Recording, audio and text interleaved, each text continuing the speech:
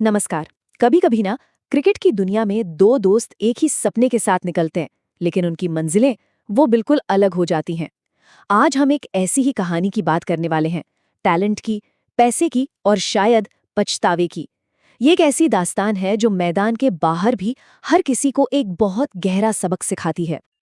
तो इस कहानी के सेंटर में हैं दो बचपन के दोस्त। एक तरफ क्रिकेट के भगवान सचिन तेंदुलकर, जिन्होंने एक बहुत बड़ी और स्टेबल वेल्थ बनाई, और दूसरी तरफ विनोद कांबले, जिनका करियर और पैसा दोनों ही समझ लीजिए कि अर्श से फर्श पर आ गए। सवाल ये है कि आखिर ऐसा कैसे हुआ? कैसे दो दोस्तों की किस्मत ने इतना अलग, इतना ड्रामेटिक मोड़ ले लिया? तो चलिए कहानी की शुरुआत से शुरू करते हैं। विनोद कांबली का क्रिकेट की दुनिया में आना किसी धमाके से कम नहीं था। वो एक ऐसा टैलेंट थे जिसे देखकर लगता था कि इसे रोकना नामुमकिन है। और पता है, कांबली से उम्मीदें कितनी ज्यादा थीं, इसका अंदाजा बस इसी बात से लगा लीजिए कि उस वक्त कई लोग उन्हें सचिन तेंदुलकर से भी ज्यादा टैलेंटेड मानते थे। हाँ, सिर्फ एक अच्छा खिलाड़ी नहीं, बल्कि भविष्य का एक बहुत बड़ा, एक महान दिग्गज।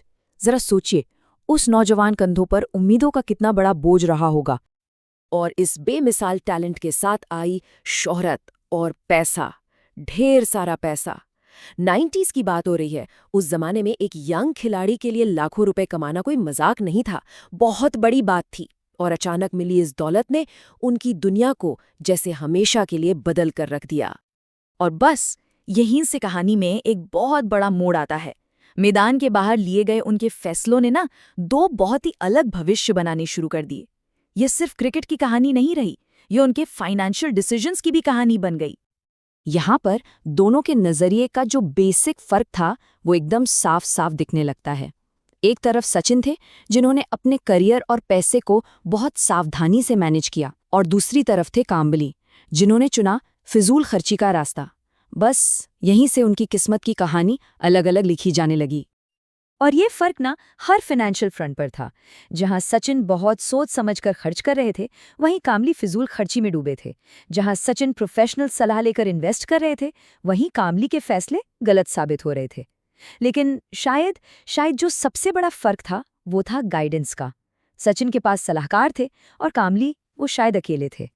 तो अब देखते हैं कि इन अलग अलग तरीकों का सीधा नतीजा क्या हुआ। यहाँ से ये कहानी एक चेतावनी का रूप ले लेती है, और हम उस गिरावट की ओर बढ़ते हैं जो लगभग तय थी।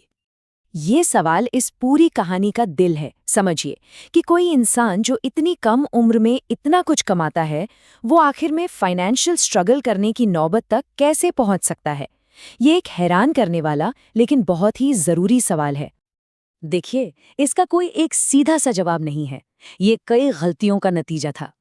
गलत इन्वेस्टमेंट डिसीजंस, बेहिसाब खर्चे और सबसे बढ़कर सही फाइनेंशियल गाइडेंस की कमी। इन तीनों चीजों ने मिलकर उनके फाइनेंशियल पतन की एक दर्दनाक कहानी लिख दी। और ये सिर्फ नंबर्स की कहानी नहीं है, ये एक इंसानी कहानी है, एक ट्रेजेडी है जो हमेशा एक सवाल पीछे छोड़ जाती है: क्या हो सकता था? ये उस खोए हुए पोटेंशियल की कहानी है जिससे शायद हम सब कहीं न कहीं कनेक्ट कर सकते हैं।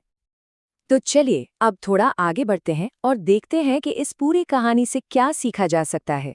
ये कहानी आज भी उतनी ही रेलेवेंट है, क्योंकि ये हमें कुछ बहुत ज़रूरी और हमेशा काम आने वाले फाइनेंशियल सबक सिखाती है। इस कहानी से जो सबक मिलते हैं ना, वो बहुत ही सीधे और साफ हैं। पहला, किसी एक्सपर्ट से फाइनेंशियल गाइडेंस लेना। दूसरा, सिर्फ आज का नहीं बल्कि लॉन्ग टर्म का प्लान बनाना। और तीसरा, अपने खर्चों को सावधानी से मैनेज करना। ये 3 कदम ही किसी भी फाइनेंशियल सक्सेस का बेस होते हैं। और हाँ, ये समझना बहुत ज़रूरी है कि ये सबक सिर्फ फेमस एथलीट्स के लिए नहीं है। ये हर उस इंसान के लिए एक चेतावनी है जो पैसा कमाता है। फाइनेंशियल लिटरेसी के जो प्रिंसिपल्स हैं ना, वो यूनिवर्सल हैं, फिर चाहे किसी की इनकम कितनी भी क्यों ना हो। तो आखिर में एक सवाल रह जाता है, क्या सिर्फ रॉ टैलेंट ही एक स्थायी विरासत बनाने के लिए काफ़ी है? विनोद कांबली की कहानी शायद इसका जवाब हमें देती है।